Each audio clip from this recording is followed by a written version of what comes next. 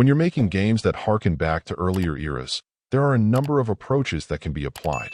Some developers are happy to simply emulate the looks and sounds of earlier generations, but others tackle the riskier path of having the titles play somewhat authentically to the time as well. While retro fans may love this, there are also sometimes elements of design implementation that are better left in the past. Shadow of the Orient feels somewhere in the vicinity of a well-implemented modern retro action platformer, but it doesn't quite come together. The most notable area where the game knocks it out of the park has to do with its visuals. Feeling like a value-added 16-bit era title, it simply looks great as a whole with plenty of colorful detail and personality. To some degree, the action also feels of that era, though not entirely in ways that are positive. I do appreciate the abundance of tougher-to-reach spots that can reward your efforts, but the downside with them is also pretty steep.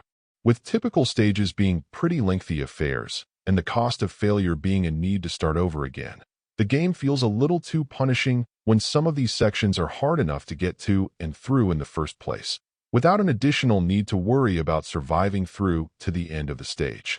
Tied to the concerns with the somewhat punishing level of challenge is the fact that among its contemporaries on the Switch, you simply don't feel quite as capable as usual. The controls are just about right, but they're just a little off somehow in execution, just lacking a tight feel.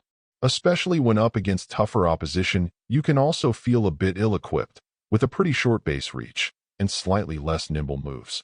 Upgrades at least help out a bit, but again, there's just something in the overall feel that's not quite right. Keeping in mind that how people feel about games and their controls is completely a matter of opinion, it could very well be that the problem is me, and that other folks see no issue. That said, how a game controls and feels is an area I've become very sensitive to, having sampled so many titles on the Switch. If you're a big fan of retro-ish titles and don't mind some challenges, this could very well be a charmer, but if you'd prefer something with higher odds of approachability, there are likely better options out in the eShop. Overall, my final score for the game ended up being a 6.8. And if you're interested in picking it up, it's currently available on the Switch eShop for $9.99. Thank you for taking the time to listen to this review.